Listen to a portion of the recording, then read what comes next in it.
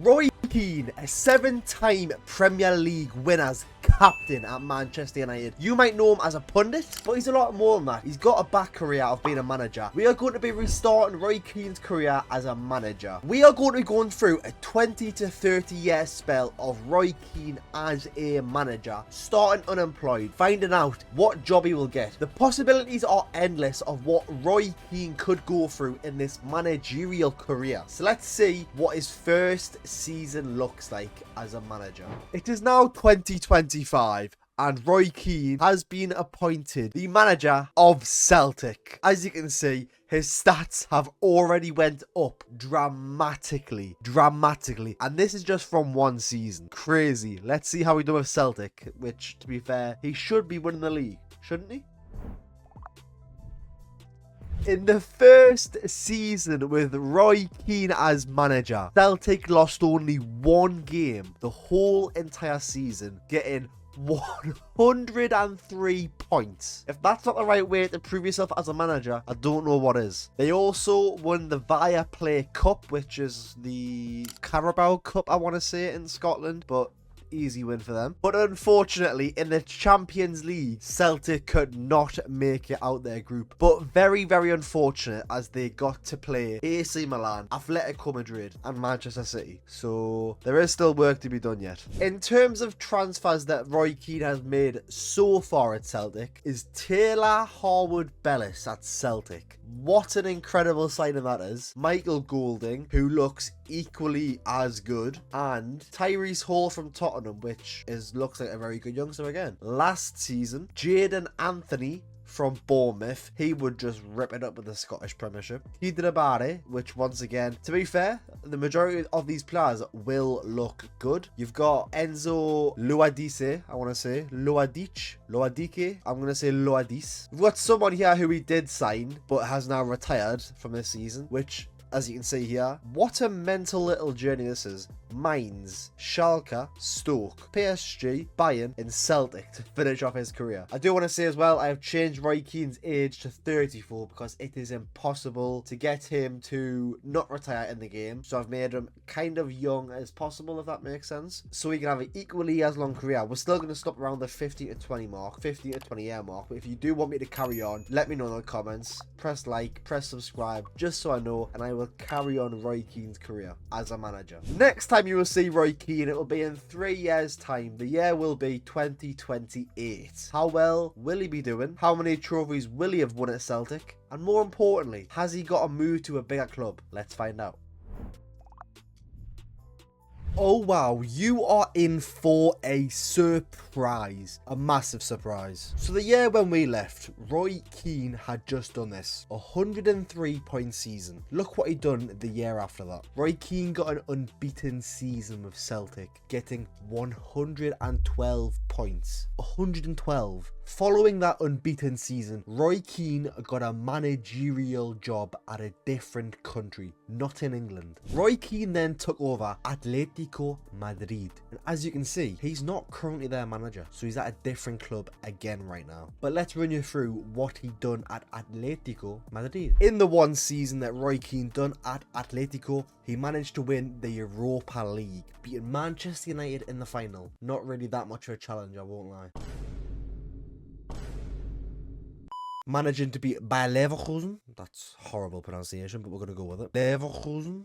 Beating Fiorentina. Beating Sevilla. Beating Celtic. Roy Keane put out Celtic, his old club that he used to manage, and got an unbeaten season. Pretty much Roy Keane got Celtic to Europe and then just put him out at his next club. He also managed to win the Copa del Rey in Spain, beating Real Sociedad in the final. He got there by beating Sevilla in the semi-final, beating Barcelona in the quarter-final, and also managed to get a 3rd place in La Liga. With how dominant Real Madrid and Barcelona are, it is a really good achievement to finish 3rd, let's be honest here. If Roy Keane stayed at them for a couple of seasons, maybe he could have got them even higher. But now on to the next club that Roy Keane joined straight after Atletico Madrid. So that takes us to now Roy Keane managing Tottenham Hotspur. We had exactly the same problem with Job Bellingham. If you haven't seen that video, make sure to check it out. I'll put the thumbnail there. Like I said in that video right there, the whole idea of this is to win trophies. Can Roy Keane change that? I'm not too sure.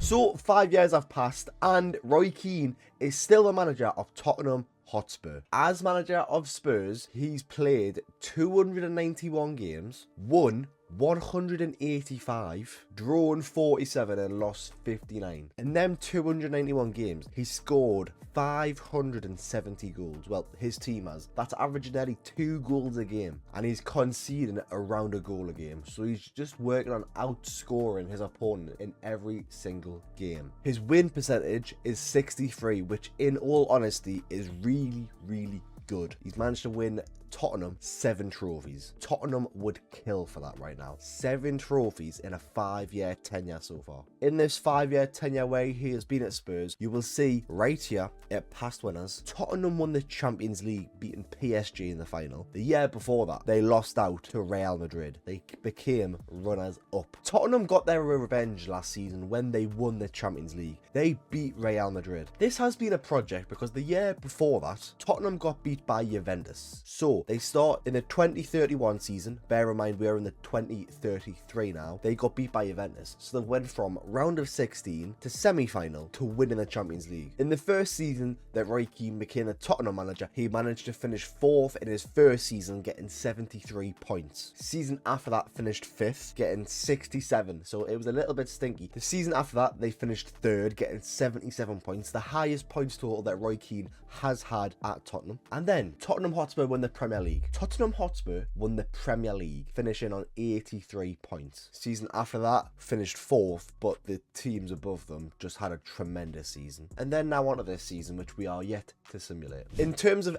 FA Cups, Roy Keane won the FA Cup in the 2030 to 2031 season. In the 2030 season, where they finished 5th, they won the Carabao Cup, beating the likes of Arsenal and Liverpool to reach the final. And then another European title. They won the Europa League in 2029, a year after Roy Keane joined. In terms of transfers, Roy Keane has made some strange transfers, considering these two are tied for the most expensive transfers that Roy Keane has done. Starting off with Joshua Zirkzee for 51 million. So far in his Tottenham tenure, he's only made 9 appearances and scored 5 goals. So a pretty good return. And another one, which is his most expensive signing, is Curtis Jones, which is on a decline because he's 32. But when he made that signing, I think it was like 5 years ago, he was in his prime. Going from Liverpool to Tottenham is a crazy, crazy transfer. So if there's one thing that we can question Roy Keane on, it is his decision on who to bring in. In terms of sales, the highest record fee that Roy Keane has got for a player is 71 million, and that is Joao Felix. 71 million to, was it PSG? To PSG. He's now playing for Al Fateh in the Saudi League. Before we get into the final season, I want to ask you one thing. Can you please hit that subscribe button? I'm trying to hit 1,000 subs by the end of the year. It would be a dream. It would be a miracle. Become part of the That Lad Ben supporter channel, whatever the fuck you want to call it. Cheers.